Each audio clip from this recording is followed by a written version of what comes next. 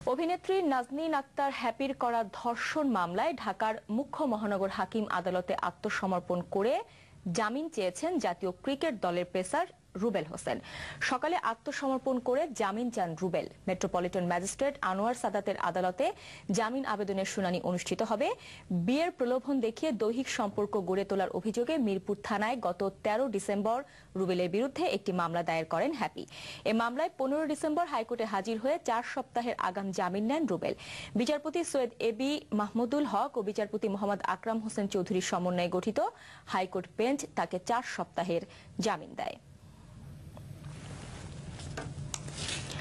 দর্শক, এই মুহূর্তে সিএমএম আদালতে আছেন আমাদের সিনিয়র করেসপন্ডেন্ট শফিক শাহীন। আমরা এখন তার সঙ্গে সরাসরি এ ব্যাপারে জানতে কথা বলবো।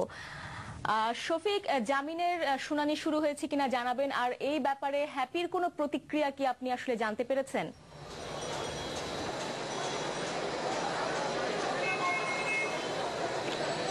শাওন, কিছুক্ষণ আগে এই মামলার শুনানি শুরু হয়েছে। এখন পর্যন্ত মামলার শুনানি চলছে। এর আগে সকাল 10টার দিকে জাতীয় দলের ক্রিকেটার রুবেল হোসেন সিএমএম আদালতে আত্মসমর্পণ করে জামিনের আবেদন করেছেন।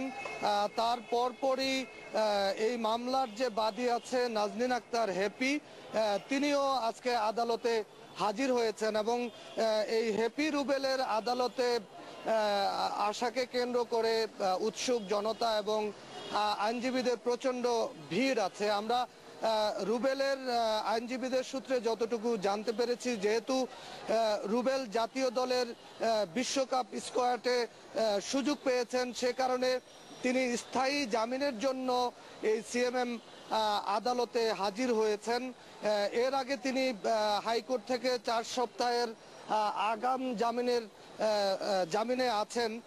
তো শাওন, এখনো পর্যন্ত মামলার শুনানি চলছে।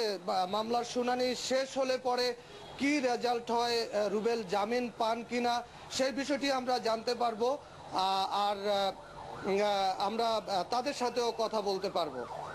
শফিক, ধন্যবাদ আপনাকে। তো শাওন, শফিক, ধন্যবাদ আপনাকে।